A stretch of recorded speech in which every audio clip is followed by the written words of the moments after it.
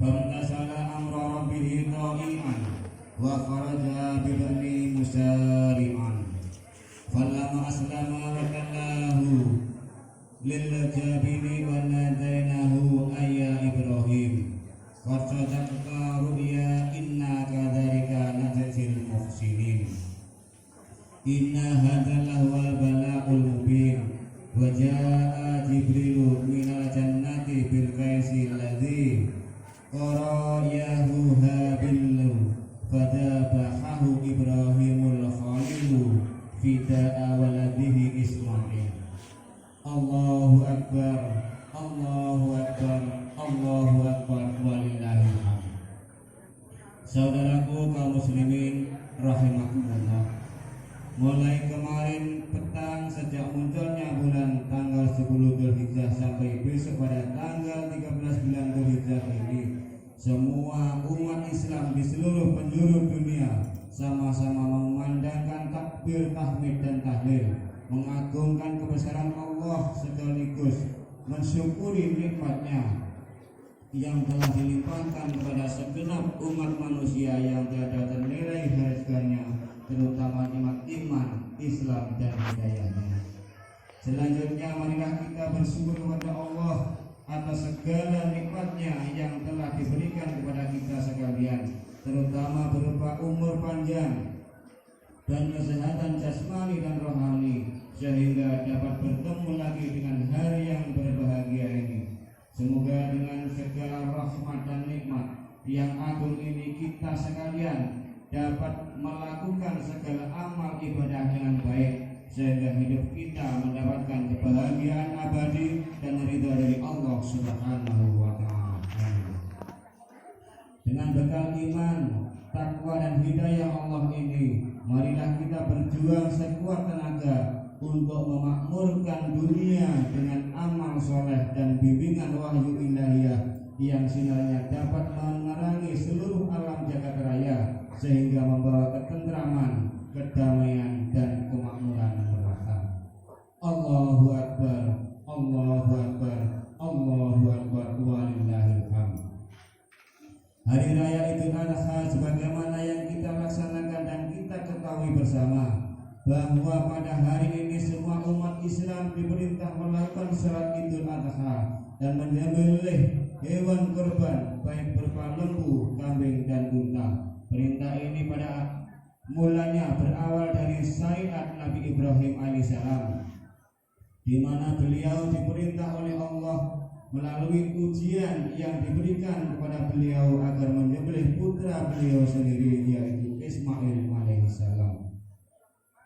Perintah yang berupa ujian itu diterima oleh Nabi Ibrahim alaihissalam melalui mimpi selama 3 malam berturut-turut, yaitu tanggal 8, 9 dan 10 Dzulhijjah, lalu disampaikan pada putra beliau Ismail alaihissalam sebagaimana yang dituturkan dalam Al-Quran. A'udzu billahi minasyaitonir rajim.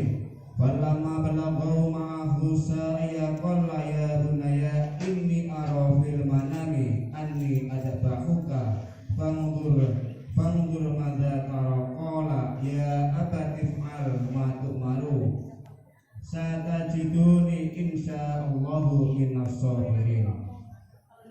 Maka tatkala anak itu sampai pada umur sanggup berusaha bersama Ibrahim berkata, "Hai anakku, sesungguhnya aku melihat dalam mimpi bahwa aku menyembelihmu, maka pikirkanlah apa pendapatmu." Ia menjawab, "Hai bapakku, kerjakanlah apa yang diperintahkan kepadamu. Insya Allah engkau akan mendapatiku termasuk orang-orang yang sabar." Quran surat As-Saffat ayat 102. Dan perintah yang kelihatannya bukan berbudi kemanusiaan ini dilaksanakan oleh Nabi Ibrahim bersama putranya Nabi Ismail dengan tulus ikhlas, walaupun begitu berat di hati beliau karena harus kehilangan putra satu-satunya. Allahu Akbar, Allahu Akbar, Allahu Akbar, walillahil hamd.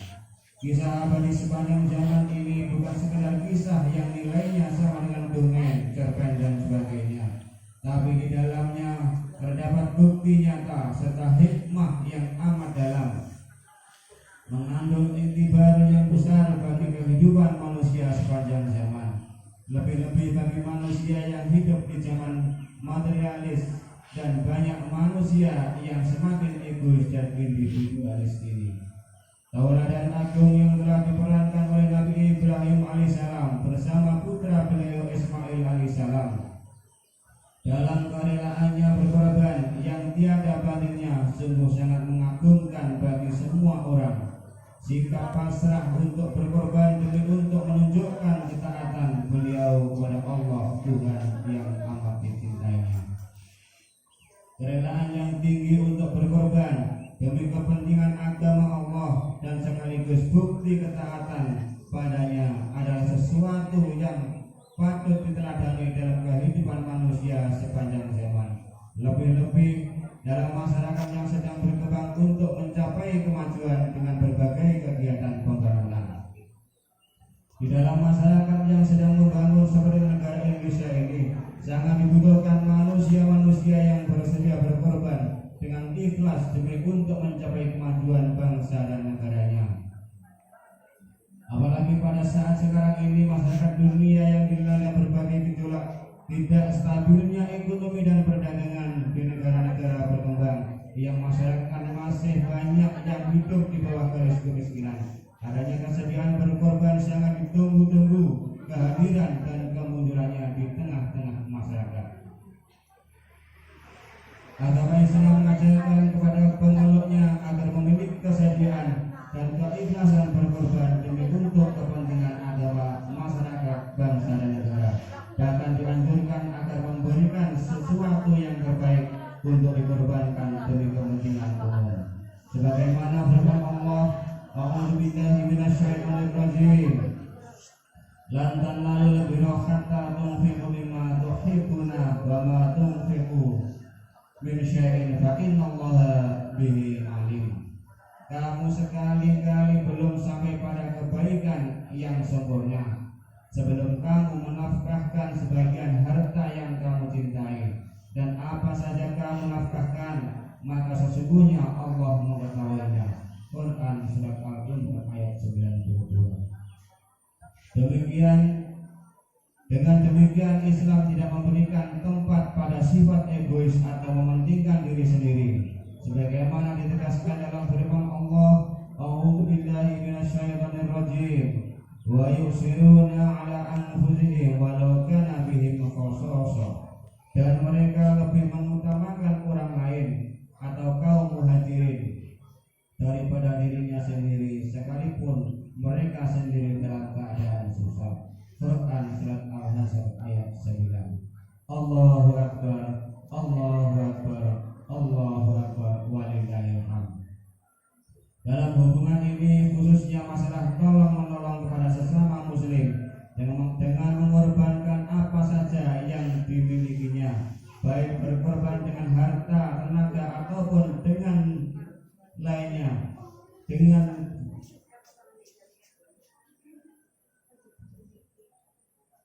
Dengan lainnya, Imam Abu Hamid Muhammad Al-Ghazali dalam kitab beliau Ihya Ulumuddin menjelaskan bahwa membantu sesama kawan mempunyai 3 tingkatan. Yang paling rendah adalah memperhatikan kebutuhan saudara dengan kelebihan hartanya. Tingkat menengah adalah menurunkan atau memberikan sebagian derajat pangkat yang ada padanya dengan cara melepaskan separuh hartanya. Dan yang paling tinggi adalah lebih mementingkan saudaranya daripada dirinya sendiri dengan jalan memberikan apa yang diperlukan saudaranya dari hartanya, sehingga membuat saudaranya berkecukupan dan mulia kedudukannya. Itulah derajat yang dinamakan as-siddiqin, yang merupakan derajat tertinggi bagi orang yang saling mencintai. Derajat inilah yang dimaksud dalam surat Al-Hasr ayat 9. Allahu Akbar, Allahu Akbar, Allahu Akbar, walillahil hamd. Melalui penjelasan Imam Al-Ghazali ini semakin jelaslah bahwa di dalam Islam tidak ada tempat untuk sifat egois, tapi yang ada adalah ajaran untuk semangat berkorban. lebih-lebih di saat umat Islam dalam keadaan kekurangan akibat goncangan ekonomi seperti sekarang ini. Di saat dunia dilanda krisis ekonomi dan di tengah-tengah resesi dunia di mana persaingan semakin ketat, banyaknya bermunculan orang-orang yang bersifat egois. Sampai-sampai ada orang yang mengatakan bahwa dunia saat ini adalah dunia egois, dikarenakan paham yang menguasai dunia sekarang ini adalah paham individualisme atau paham mementingkan diri sendiri. Kalaupun ada paham sosialisme, itu pun hanya slogan saja. Dalam kenyataannya mereka pun juga masih mementingkan diri sendiri. Paham sosialisme yang didengungkan saat ini hanyalah isapan jempol saja. Karena pada kenyataannya mereka yang katanya berjuang demi untuk kepentingan rakyat banyak, tapi toh dalam prakteknya hanyalah demi kepentingannya sendiri, bukan demi kepentingan rakyat banyak yang katanya diperjuangkan dan diwakilinya dalam lembaga tertentu. Karena banyaknya orang-orang yang menganut paham individualisme inilah, akhirnya dalam masyarakat terjadi banyak ketimpangan dan kepinjangan. Sekarang sudah banyak konglomerat, tapi di sekelilingnya bertebaran orang-orang yang kekurangan. Keadaan semacam ini sangat dikecam dalam Islam. Bahkan orang yang berbuat semacam itu dikatakan belum sempurna imannya. Sebagaimana sabda Rasulullah SAW, laisal mu'minu billadhi yasba'u wa jaruhu wa ja'i'un illa jambi. Bukanlah seorang mukmin orang yang dirinya kenyang sedang tetangga sebelahnya lapar. Karena itulah maka Rasulullah SAW menggolongkan orang yang mau memperhatikan kesejahteraan umum dikategorikan sebagai orang yang dalam dirinya telah terhimpun keimanan. Sebagaimana sabda Rasulullah SAW, salasun man jama'ahunna faqad jama'al imana insyahu wa min nafsika wa bada'lu salamil alami wal infaqu minal infaq. 3 hal barang siapa yang dapat menghimpunnya maka sesungguhnya ia telah menghimpun ilmu, yaitu yang pertama kemampuan untuk mengendalikan diri sendiri, yang kedua memberikan kesejahteraan terhadap alam, dan yang ketiga memberikan infak walaupun dalam keadaan membutuhkan. Hadis riwayat Bukhari. Allahu Akbar, Allahu Akbar, Allahu Akbar, walillahil hamd.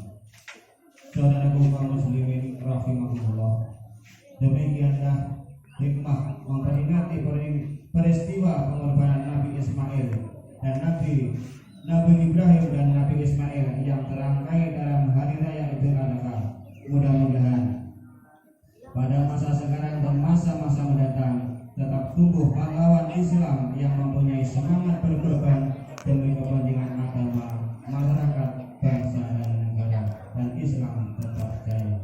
Amin amin ya rabbal alamin. Barakallahu li wa lakum fil Qur'anil azim wa nafa'ani wa iyyakum bima fihi min ayati wa dzikril hakim. La taqabbalallahu minni wa minkum tilawatahu innahu samii'un 'aliim wa qulu bil barakaati wa anna khairul rahimin.